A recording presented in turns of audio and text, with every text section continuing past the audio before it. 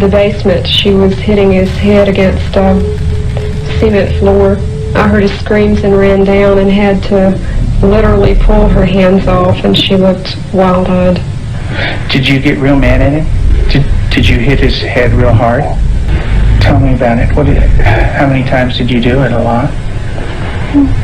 What was the floor like? Cement.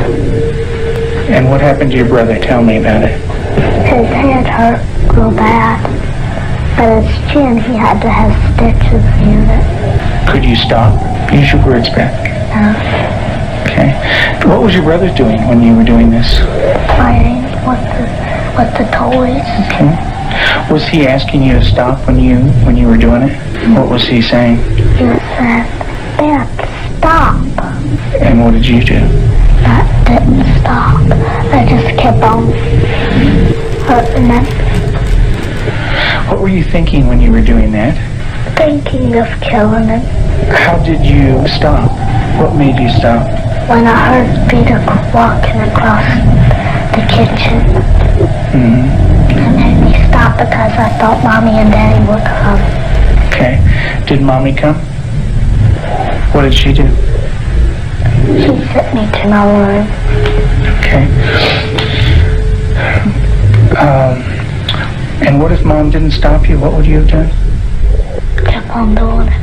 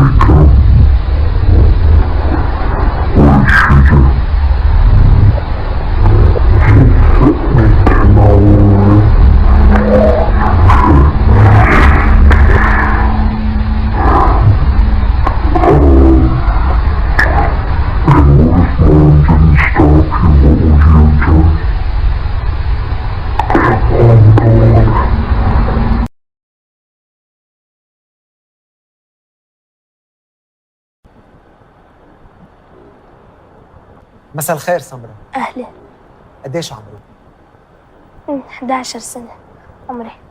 زعلانة أو مبسوطة؟ لا مبسوطة، إذا بفوت على مدرسة وهيك. أنت ولا مرة فتي على المدرسة؟ مرة واحدة بكل حياتي. أنت ليش تركت المدرسة؟ إنه بيي بده مصاري. شو عمل بيك ليجيب مصاري؟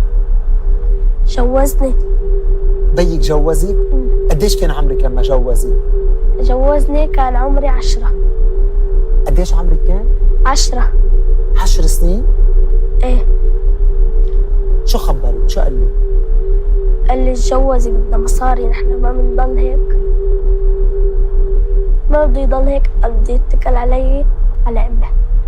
امك شو قالت؟ امي هاي مش امي حقيقية، هي خالتي بتكون. ايه خالتك شو قالت؟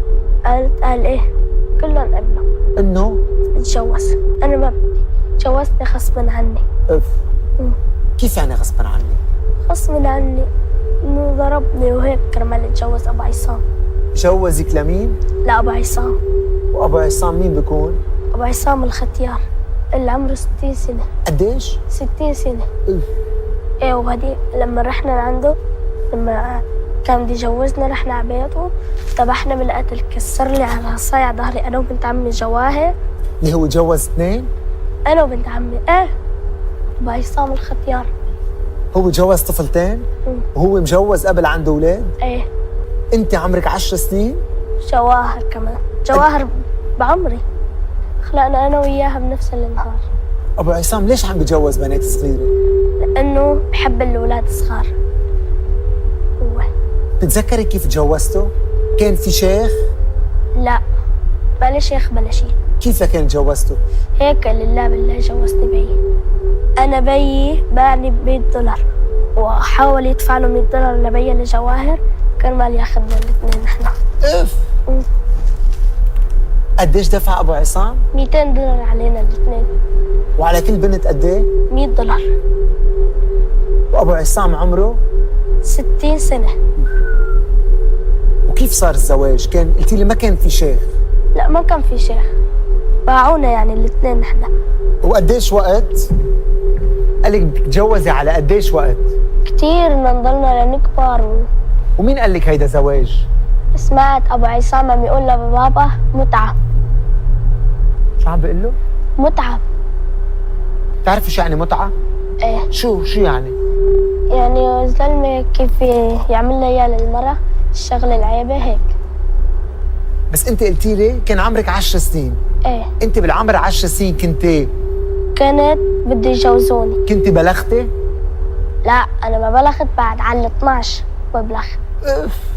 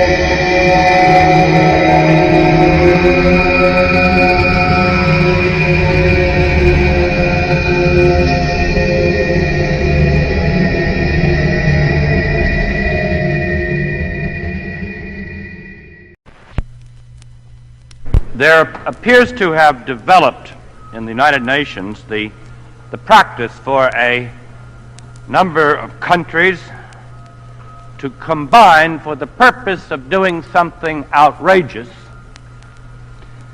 and thereafter, the outrageous thing having been done, to profess themselves outraged by those who have the temerity to point it out, and subsequently declare themselves innocent of any wrongdoing in consequence of it having been brought about wholly in reaction to the insufferable acts of those who pointed the wrongdoing out in the first place.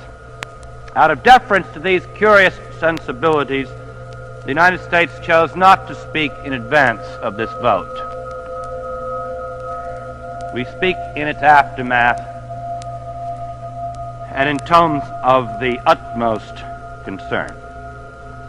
The United States rises to declare before the General Assembly of the United Nations and before the world that it does not acknowledge, it will not abide by, it will never acquiesce in this infamous act. Not 3 weeks ago, the United States representative in the Social, Humanitarian, and Cultural Committee, and with what irony those terms ring on our ears today, pleaded in measured and fully considered terms for the United Nations not to do this thing. It was, he said, obscene.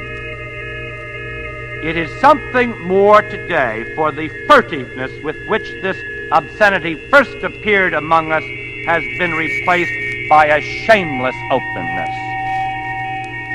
There will be time enough to contemplate the harm this act will have done the United Nations. Historians will do that for us, and it is sufficient for the moment only to note one foreboding fact. A great evil has been loosed upon the world. The abomination of anti-Semitism, as this year's Nobel Peace Laureate Andrei Sakharov observed in Moscow just a few days ago, the abomination of anti-Semitism has been given the appearance of international sanction. The General Assembly today grants symbolic amnesty and more to the murderers of the 6 million European Jews.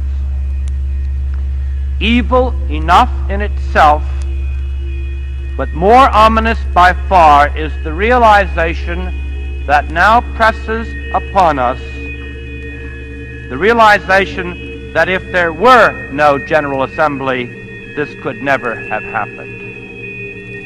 As this day will live in infamy, it behooves those who sought to avert it to declare their thoughts, so that historians will know that we fought here, that we were not small in number, not this time, and that while we lost, we fought with full knowledge of what indeed would be lost.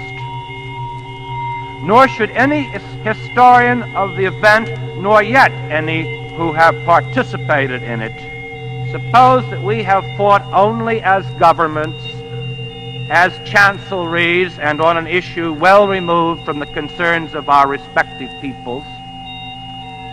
Others will speak for their nations, as others have. I will speak for mine.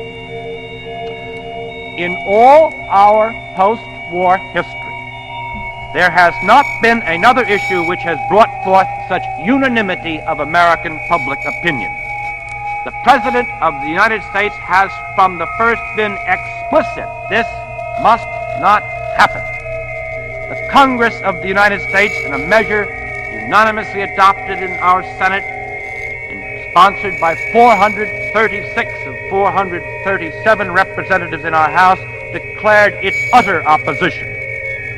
Following only American Jews themselves, the American trade union movement was first to the fore in denouncing this infamous undertaking.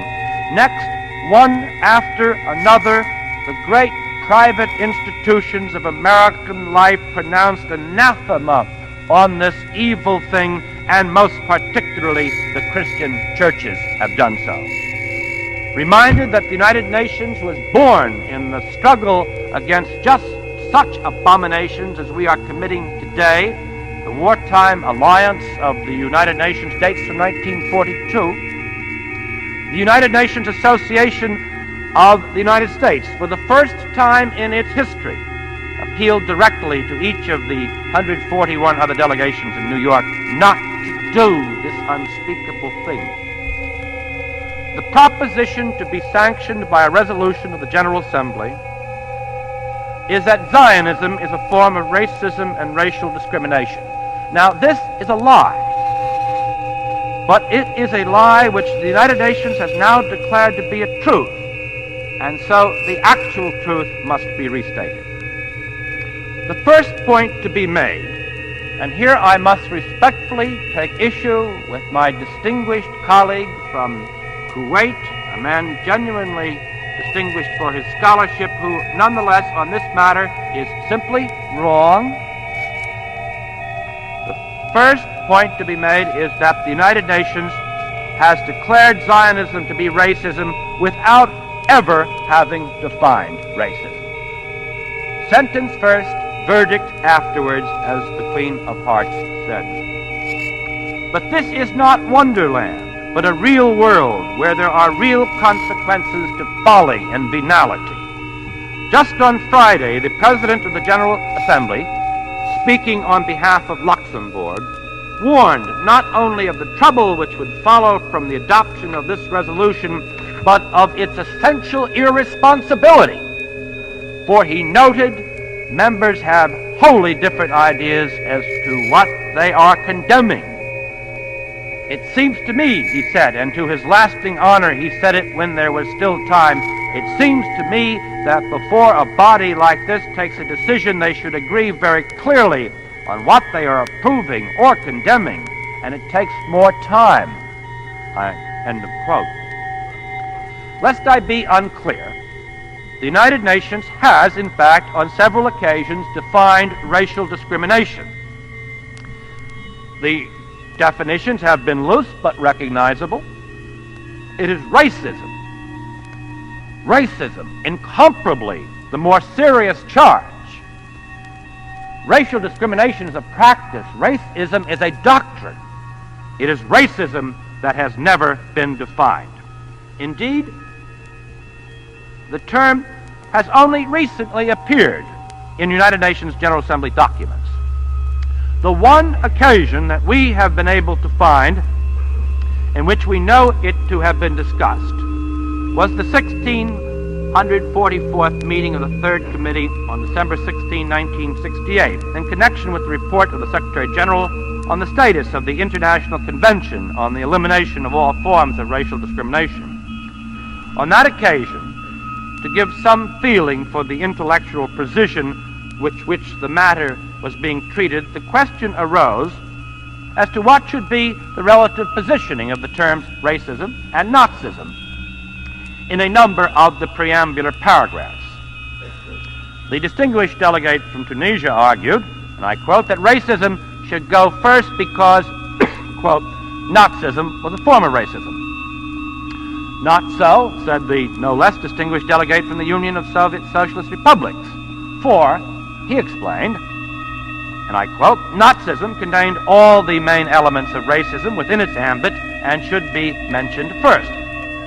This is to say that racism was merely a form of Nazism. The discussion wound to its weary and inconclusive end, and we are left with nothing to guide us, for even this one discussion of racism confined itself to word orders in preambular paragraphs and did not at all touch on the meaning of the words as such. Still, one cannot but ponder the situation we have made for ourselves in the context of the Soviet statement on that not-so-distant occasion. If, as the distinguished delegate declared, racism is a form of Nazism, and if, as this resolution declares, Zionism is a form of racism, then we have, step by step, taken ourselves to the point of proclaiming, the United Nations is solemnly proclaiming that Zionism is a form of Nazism. What we have here is a lie, a political lie of a variety well known to the 20th century and scarcely exceeded in all that annal of untruth and outrage. The lie is that Zionism is a form of racism. The overwhelmingly clear truth is that it is not. The word racism is a creation of the English language and relatively new to it. It is not, for instance, to be found in the Oxford English Dictionary.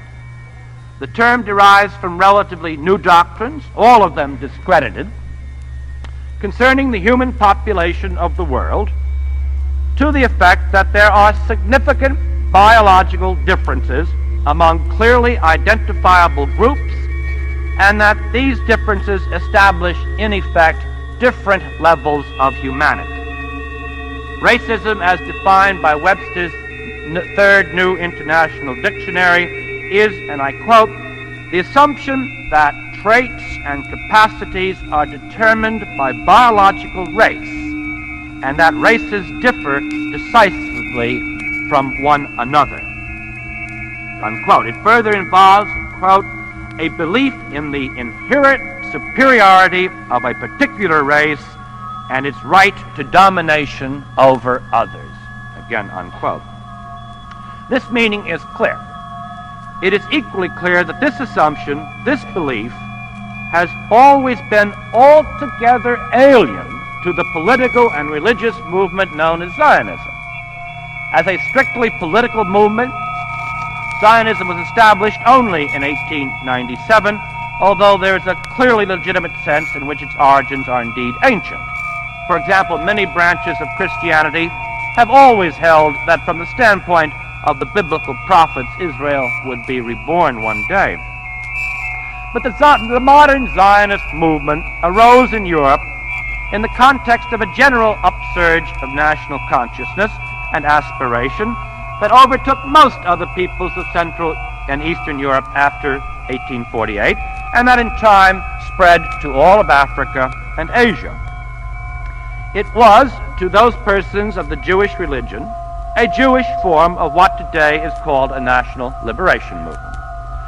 Probably a majority of those persons who became active Zionists and sought to emigrate to Palestine were born within the confines of Tsarist Russia. And it was only natural for Soviet Foreign Minister Andrei Gromyko to deplore, as he did in 1948 in the 299th meeting of the Security Council, the act by Israel's neighbors of, and I quote, sending their troops into Palestine and carrying out military operations aimed, in Mr. Gromyko's words, at the suppression of the national liberation movement in Palestine. Now, it was the singular nature, if I am not mistaken, it was the unique nature of this national liberation movement that, in contrast with the movements that preceded it, those of that time and those that have come since, it defined its members not in terms of birth, but of belief. That is to say, it was not a movement of the Irish to free Ireland, or of the Polish to free Poland, not a movement of Algerians to free Algeria, nor of Indians to free India.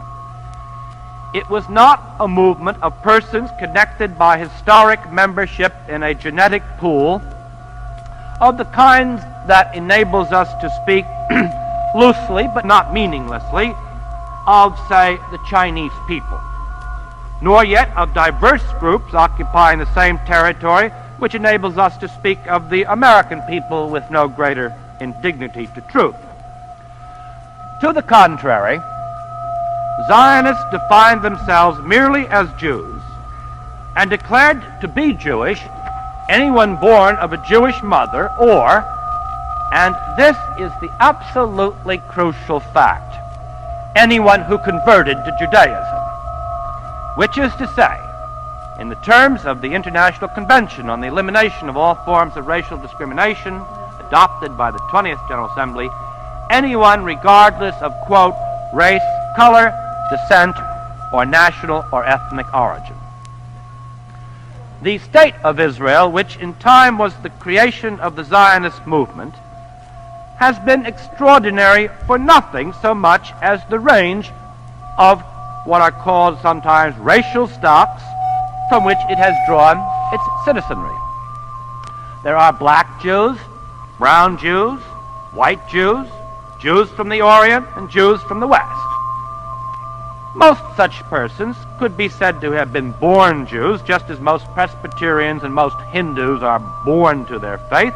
But there are many Jews who are converts, and with a consistency in the matter which surely attests to the importance of this issue to that religious and political culture, Israeli courts have held that a Jew who converts to another religion is no longer a Jew.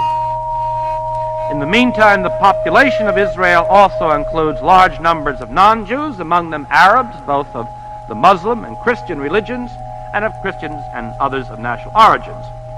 Many of these persons are citizens of Israel, and those who are not can become citizens by legal procedures very much like those which obtain in a typical nation of Western Europe. Now, I should wish it to be understood that I am here making one point and one point only, which is whatever else Zionism may be, it is not and cannot be a form of racism.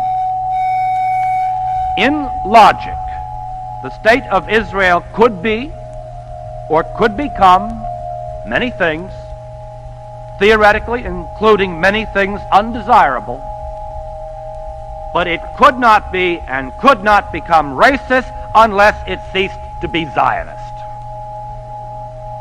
Indeed, the idea that the Jews are a race, quote unquote, was invented not by Jews, but by those who hated Jews. The idea of Jews as a race was invented by 19th century anti-Semites such as Houston Stewart Chamberlain and Edouard Drummond, who saw that in an increasingly secular age, which is to say an age which made for fewer distinctions between people based on religion, the old religious grounds for anti-Semitism were losing force.